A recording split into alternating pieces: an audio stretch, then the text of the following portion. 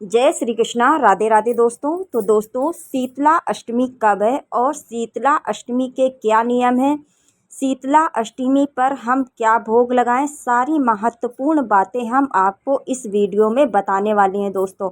तो वीडियो को पूरा देखिएगा ताकि आपको सारी बातें समझ में आ सके दोस्तों। तो दोस्तों, आइए जानते हैं कि शीतला अष्टमी कब है और शीतला अष्टमी कब मनाई जाने वाली है दोस्तों। तो शीतला अष्टमी ऐसा बताया जाता है कि शीतला अष्टमी होली के ठीक 8 दिन बाद मनाई जाती है। 8 दिन बाद होली के शीतला अष्टमी का त्यौहार किया जाता है, व्रत किया जाता है। बहुत सारे ऐसे लोग हैं जो इस व्रत को बसौड़ा के नाम से भी जाना जाता है। तो शीतला माता, ऐसा बताया गया है कि शीतला माता जो होती हैं वो आरोग्य की देवी होती हैं। कैसा भी आपका रोग हो, इनके शीतल प्रवाह से, इनके शीतल जल से, माना गया है आँखों में लगाने मात्र से ही इनके शीतल जल से हमारे रोग की समाप्ति होती है दोस्तों। तो ये जो व्रत होता है ये चैत मास के कृष्ण पक्ष की सप्तमी तिथि और अष्टमी तिथि को मनाया जाता है दोस्तों। तो आइए जानते हैं कि ये शीतला अष्टमी का पर्व इतना खास क्यों है। देखिए, जो शीतला माता होती हैं, ऐसा माना गया है कि शीतला माता को जो असली निवास है वो नीम के पेड़ पर होता है। और आज के दिन विशेष बताया गया है कि शीतला माता की पूजा, नीम के पेड़ की पूजा ज़रूर से ज़रूर करनी चाहिए, क्योंकि शीतला माता का असली निवास नीम का पेड़ है। बहुत सारे लोग हैं जो शिवलिंग पर भी इसकी पूजा करते हैं, माता को, माता शीतला माता की अष्टमी की पूजा शिवलिंग पर भी कर लेते हैं। और बहुत सारे ऐसे लोग हैं जो नीम के पेड़ पर शीतला माता की पूजा करते हैं। तो आइए दोस्तों, जान लेते हैं कि शीतला माता की अष्टमी तिथि कब और कब प्रारंभ हो रही है और कब समाप्त हो रही है।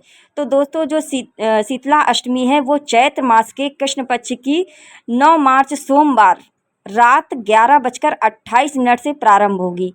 9 मार्च सोमवार रात 11:28 से ये प्रारंभ होगा और 10 मार्च मंगलवार रात 1:54 पर ये समाप्त हो जाएगी सप्तमी तिथि। अब आइए दोस्तों, जान लेते हैं कि अष्टमी तिथि का प्रारंभ कब से कब तक हो रहा है और कब समाप्त हो रहा है। देखिए, 10 मार्च मंगलवार रात 1:55 पर ये अष्टमी तिथि प्रारंभ हो जाएगी। 10 मार्च रात 1:55 पर दिन मंगलवार को ये प्रारंभ हो जाएगी और 12 मार्च गुरुवार सुबह 4:19 तक ये समाप्त होगी।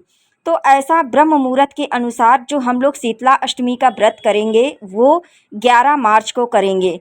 आइए जानते हैं दोस्तों कि 11 मार्च को हमें कौन कौन से कार्य करने हैं और सप्तमी तिथि पर हमें कौन कौन से कार्य करने हैं।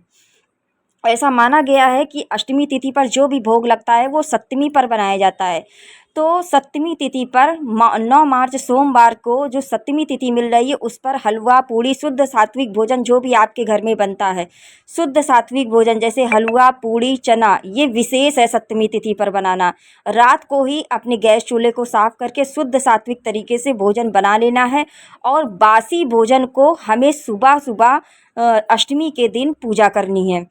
तो अष्टमी तिथि की जो शुरुआत है वो 11 मार्च को है। तो 11 मार्च को ब्रह्म मुहूर्त से ही आपको सुबह 5 बजे से लेकर के 12 बजे तक में के बीच में अष्टमी तिथि की पूजा आपको कर लेनी है। ठीक है दोस्तों, तो अष्टमी तिथि की पूजा आपको 11 तारीख को करनी है और बासी जो भोजन होगा, जो भी आपने बनाया होगा, वो बासी भोजन का ही भोग लगेगा। आज के दिन आप चाहें तो शिवलिंग पर भी जल चढ़ा के शीतला माता की पूजा कर सकते हैं। आप चाहे तो नीम के पेड़ पर भी जल चढ़ा करके पूजा कर सकते हैं। बहुत लोग किसी स्थान पर भी जाते हैं, गंगा स्नान भी करते हैं, बहुत सारे लोग नहीं भी करते हैं। आप चाहें तो केवल इतना ही कर सकते हैं।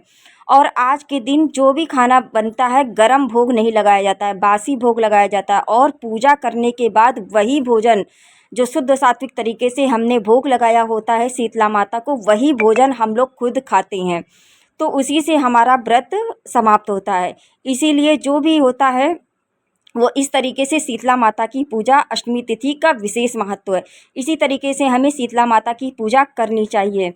और शीतला माता की जो पूजा होती है वो 12 बजे तक ही समाप्त कर लेनी है आपको। दिन भी बुधवार है, कोई दिक्कत नहीं है। अगर आप लोग बाल भी धुलना चाहते हैं तो उस दिन पानी से केवल स्नान करके आप बाल धुल सकते हैं।